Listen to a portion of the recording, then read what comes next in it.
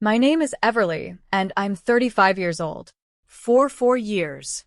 My parents told everyone I had disappeared after I stopped sending money back home. That was the story they cooked up, the one they repeated at family dinners, church gatherings, and during every phone call with relatives who asked about me. Disappeared.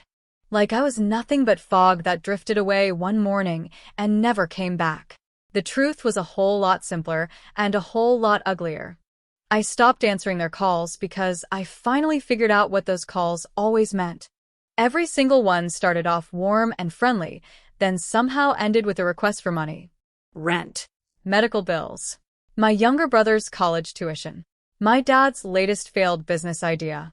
There was always some reason, always another emergency, always me expected to fix it, because I was the one who left home first and actually made something of myself in the city.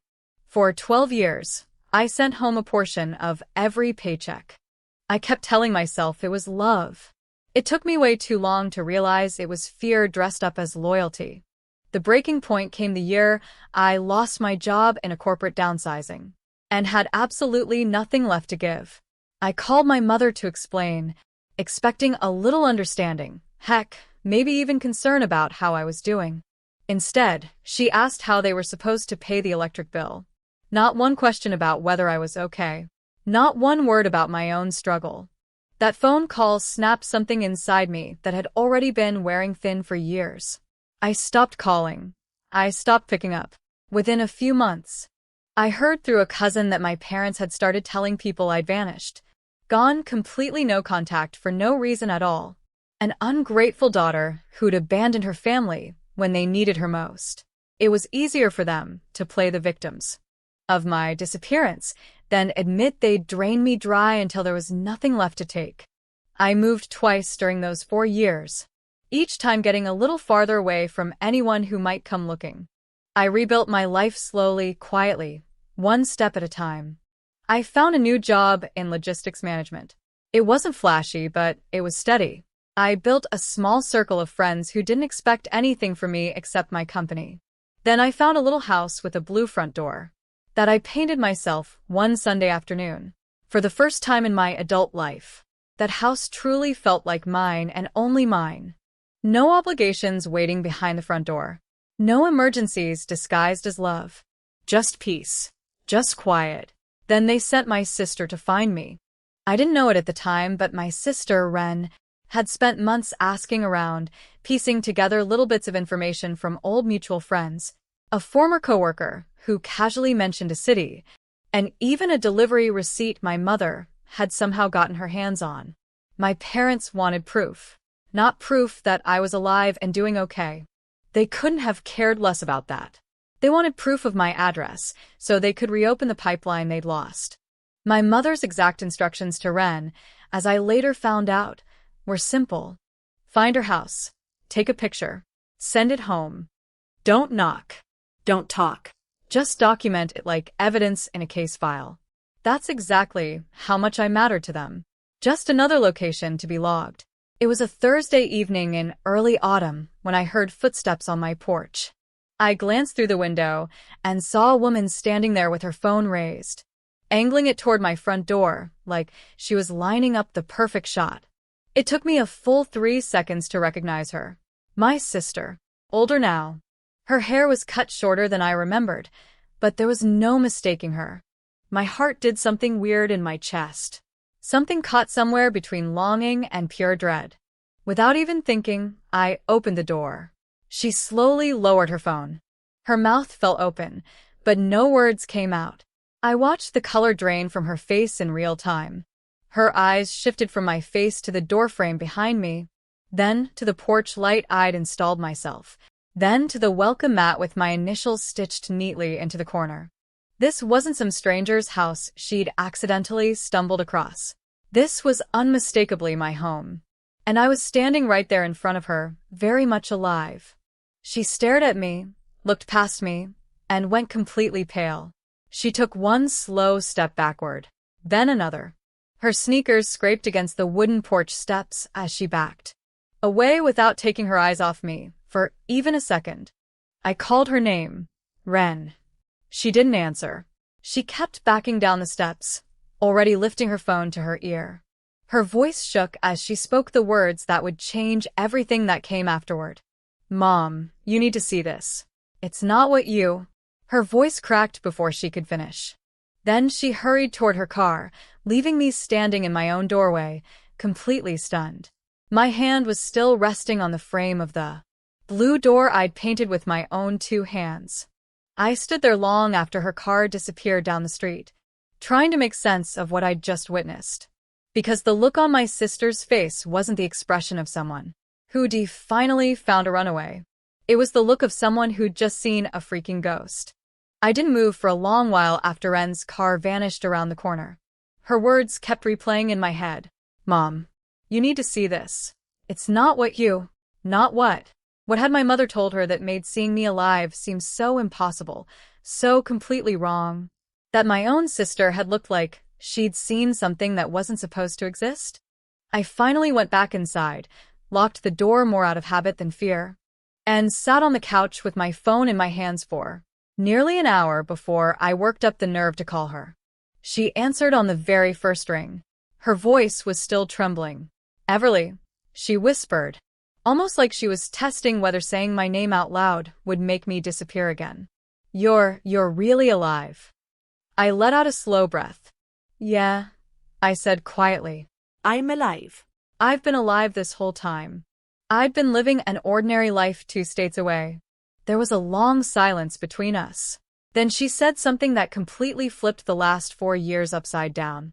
She told me that 18 months earlier, our mother had told the entire extended family, the neighbors, and even people at her church that I had died.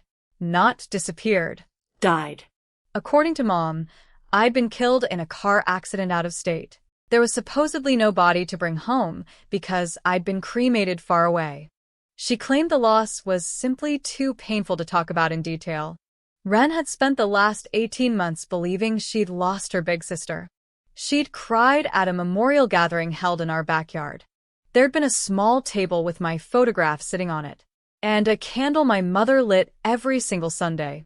I sat there with a phone pressed against my ear, unable to say a word. Apparently, the she disappeared story had stopped working once people started asking too many uncomfortable questions.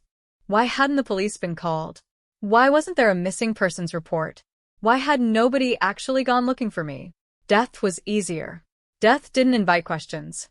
Death brought sympathy instead of suspicion, casseroles instead of judgment, and, most importantly, it closed the door on anyone expecting to ever see me walk back through it.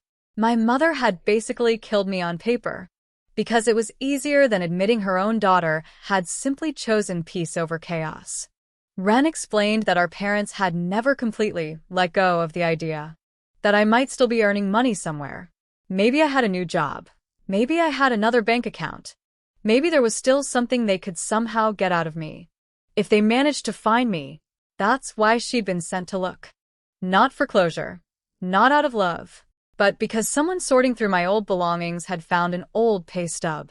My father, always practical whenever money was involved, started wondering if his supposedly dead daughter might still be a source of income. If they could quietly reconnect with me, away from the story they'd already sold to everyone else. Ren admitted she'd agreed to search, because she honestly thought she was chasing a paper trail that would lead absolutely nowhere. Not once did she expect to find me standing there, alive and well, behind a blue front door with a welcome mat stitched with my initials. Then I asked the one question that mattered more than anything else. Did you tell them? She quietly said no. She'd hung up on our mother right there in the driveway before she could finish talking. She simply couldn't process the collision between the story she'd spent 18 months mourning and the sister she'd just seen standing right in front of her. She told me she needed time. Time to figure out what our parents had really done. Not just to me, but to her. To every relative. To every friend. To every person who stood around that candlelit table grieving someone who had never actually been gone. I told her she could take all the time she needed, and I told her something else. My door, I said, unlike theirs, will always be open for you. because she was the only one who'd actually come looking for me as a person, not as another paycheck. We talked for another 3 hours that night. She filled me in on everything I'd missed over the past 4 years. The little heartbreaks, the quiet victories, and the everyday moments of a family that had somehow built its peace on one massive lie. I told her about my little house, the blue front door, the life I'd slowly pieced back together after I finally stopped confusing obligation with love. By the time we hung up, something between us had changed. Something real. For the first time in longer than either of us could remember, we were finally being honest with each other. Over the weeks that followed, Ren made a choice that was completely her own. She didn't expose our parents to the rest of the family. She didn't blast them publicly. And she didn't demand an apology she knew would never be genuine. Instead, she quietly stepped away from the role they'd assigned her all those years. The messenger. The searcher. The daughter who was always expected to fix everyone else's problems. While nobody ever bothered asking what she needed, she started coming to see me instead. At first, the visits were hesitant, a little awkward, like we were both trying to figure out how to be sisters again. But before long, they became a regular part of our lives. Some evenings we'd sit together on my front porch, while I watered the little garden I'd planted along the fence. Other times we'd drink coffee and laugh about memories that had nothing to do with money, or guilt, or manipulation. For the first time in years, our conversations actually felt easy. No Hidden Agenda. No one asking for a favor. No strings attached. Just two sisters slowly rebuilding something that should have never been broken in the first place. My parents never came looking again. Maybe Ren never gave them my address. Or maybe they finally realized the truth. Some doors, once they're closed on your own terms, don't swing back open just because it's suddenly convenient for the people standing outside. Either way, they stayed away. And, honestly, that silence became one of the greatest gifts they ever gave me. I still think about that autumn evening more often than you'd probably expect. The way Ren's face went completely pale. The crack in her voice as she spoke into her phone. The unbelievable moment when my own sister looked at me like she'd just seen a ghost. Back then, I couldn't understand it. Now I can. She wasn't shocked because she'd found me. She was shocked because she'd spent the last 18 months mourning me. She'd lit candles for me. She'd cried for me. She believed every single word our parents had told her. And in one split second, that entire version of reality came crashing down. Sometimes people ask whether I ever thought about confronting my parents, whether I wanted revenge, whether I wanted the whole family to know exactly what they'd done. The truth? No. Because exposing them would have given them one more chance to pull me back into the drama they'd spent years creating. Walking away had already said everything I needed it to say. Peace doesn't always come from winning the argument. Sometimes it comes from refusing to keep playing the game. My blue front door still stands exactly where it did that evening. The paint has faded a little from the sun. The garden along the fence has grown fuller every spring. And every time I unlock that door after a long day, I'm reminded of something I spent far too many years learning. Home isn't the place where people feel entitled to your sacrifices. Home is the place where you can finally breathe. Ren still visits. Sometimes we sit on the porch with coffee until the sun goes down. Sometimes we don't even talk much. We don't have to. Silence feels different when it's built on trust instead of guilt. As for my parents, I honestly don't know what story they tell people now. Maybe they still pretend I'm gone. Maybe they quietly change the story again. Or maybe for once, they ran out of lies. It doesn't really matter anymore. Their version of my life stopped belonging to me a long time ago. Mine is the only one that does. That whole experience taught me something I'll never forget. The family you choose to protect your peace with will always matter more than the family that only remembers you when they need something. And sometimes, the bravest thing you'll ever do isn't going back. It's closing the door, locking it, and finally giving yourself permission to never answer another knock.